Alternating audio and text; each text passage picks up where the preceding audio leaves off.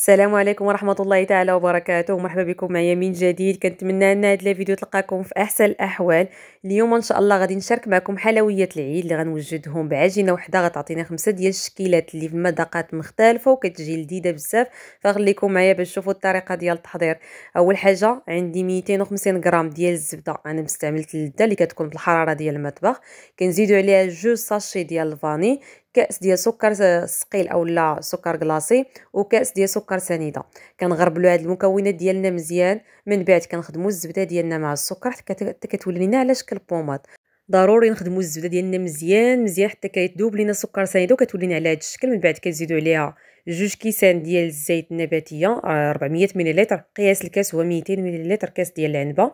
وكنخدموا الزيت ديالنا حتى هي مع الزبده. عاد من بعد كنزيدوا 4 الفرماجات مثلثين. حنا ما غاديش نديروا الملحه لاننا دايرين الفرماج اللي ديجا مالح.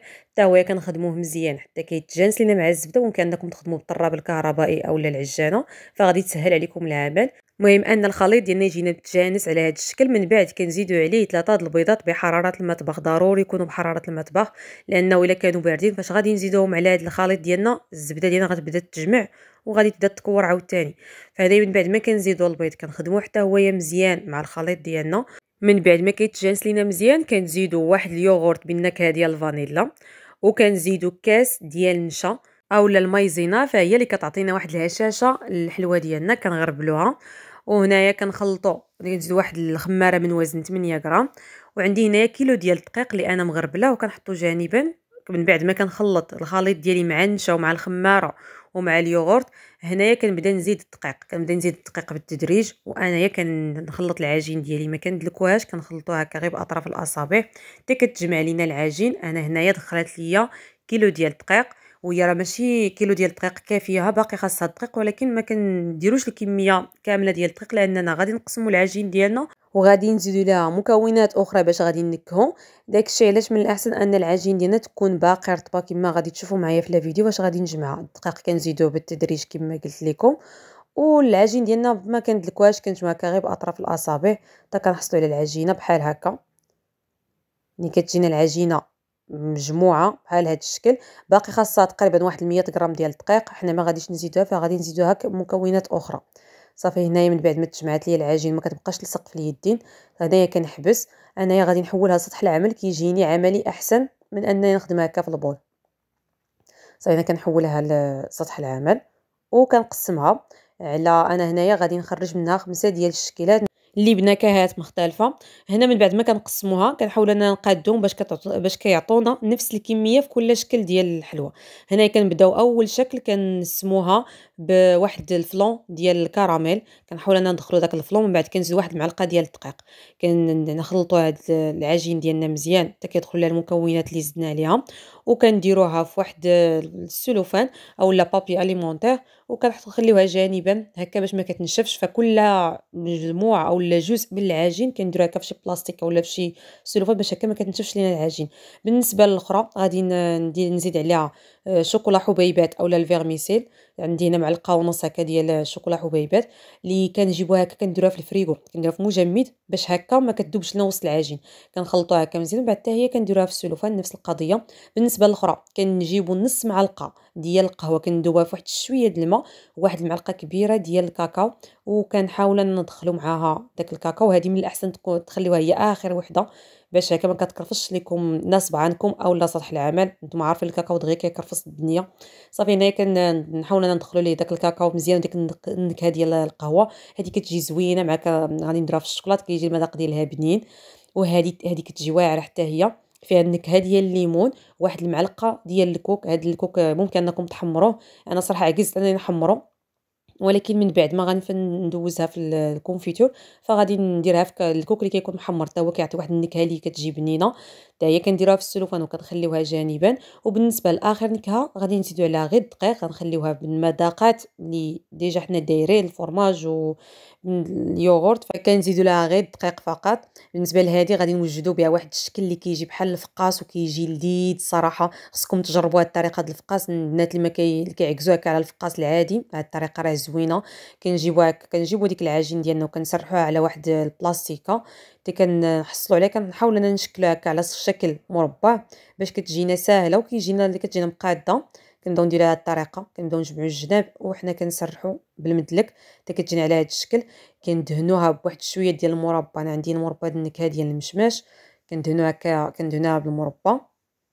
ومن بعد غادي نزيدو عليها الزنجلان. هنا نتوما عندكم لكم الاختيار، انا بغيتها زعما تكون عجينه الاقتصاديه، فداك الشيء علاش غادي ندير الزنجلان. ممكن ديروا هكا اللوز مهرمش، نتوما عندكم اختيار في الحاجه اللي بغيتو تعمروا بها. صافي انا كندير الزنجلان وكنبدا نلوي وانا كنجمع بهذه الطريقه اللي غادي تشوفوا في لا فيديو. كنبقى غاده حتى كنجمع البودان ديالي، كنشكلو على شكل بودان. هاد الطريقه كما قلت لكم كيجي زوين وكيجي مقرمش بحال الفقاس تماما، وكتجي واحد الطريقه اللي عمليه وكيطيب غير دقه واحده. يعني انا كندير معاه غادي نرش سطح العمل بواحد شويه ديال الدقيق، غنحاول انني نقادو هكا شويه. كنقسمها من النص، كندور ليها هكا السلوفان وكندخلها للمجمد. انا بديت بهذا الشكل هو الاول حيت هو كيخصو انه يجمد، يعني واحد كيدوز واحد الساعه د المكانه اولا غير نص ساعه صراحه كافيه. كندخلوها للمجمد وكنخليو من بعد كنقطعو وكنطيبو مباشره، كيجي مقرمش وزوين بزاف. بالنسبه للشكل الثاني حتى هذا الشكل حتى هو غادي ندخلوه للمجمد باش كيشد، باش كيقبض راسو. داكشي علاش حتى هو تبعتو زعما ثاني شكل تاني. هدايا غادي نسرحو بحال هكا بنفس الطريقه، غادي نسرحو وغنبداو نقطعو بشي قطعه اولا بشي كاس. يعني ماشي ضروري تكون عندكم قطعه، غير بشي كاس. بالنسبه للبنات اللي مطوفراش عندهم قطعه دائريه بحال هكا، غادي ديروا شي كاس وغادي فاش غتقطعوا بحال هكا تدخلوها للمجمد باش تقبط راسها باش تبقى محافظه على داك الشكل. عاد كنديروها في الطاوه. بالنسبه للشكل اللي فيه الكوك وفيه النكهه ديال الليمون، كنديروا ليها طريقه نكورو كويرات ما بين 16 غرام هكا حتى 13 غرام، وكنبدا نشكل هكا تقريبا هكا من الوسط باش هكا كنعمرهم بالكونفيتور من بعد اولا بالشوكولاط بيضاء كما درت انايا. هذه كندخلوها للفران اللي كيكون سخون، العافيه 165 درجه والعافيه الفوق والتحت. كندخلوها كطيب، كندوزو باش كنوجدوا الشكل الرابع اللي بشوكولا فيرميسيل. كنديرو ليه بحال هكا كنشكلو دي بودان وكنبدا نقطعوه، كنرشوه هكا سطح العمل بالدقيق باش كيعاون اننا نقادوه الشكل اللي بغينا. وكنبداو نقطعوه هكا على شكل صبيعات، كنحاولوا نشكلوهم في نفس العبار. من بعد كنديروهم في واحد الطاوه. حتى بالنسبه لهاد لي بودان كيكون العبار ديالهم ما بين 15 غرام 16 غرام حتى همايا. صافي كنشكلوهم في الطاوه، كنشكلوا ديك الكميه ديالنا كامله. بالنسبه للعجينه اللي درنا ديال الكاكاو، من بعد ما دخلنا المجمد دغيا راه غير واحد 10 دقائق كتجينا ساهله. شوفوا كيفاش كتجيها دغيا، كتحيدها من هذا وكتبقى محافظه على الشكل ديالها. بالنسبه للكميه اللي بقات لينا فما كندلكوها ما والو، كنجمعوها ديريكت وكنبداو نقطعوها. كتكون ديجا جامده ديك الزبده اللي فيها، فما كتجينا ساهله، ما كنحتاج اننا ندخلوها باقي المجمد.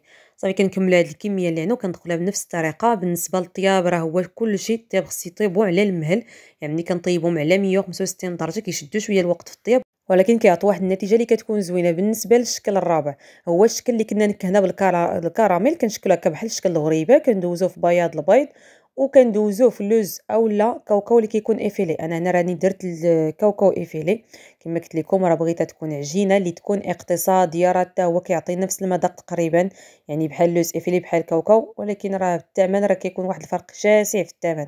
هنا بعد ما كنشكلهم مغريبات كاملين كندخلهم حتى هما كيطيبوا.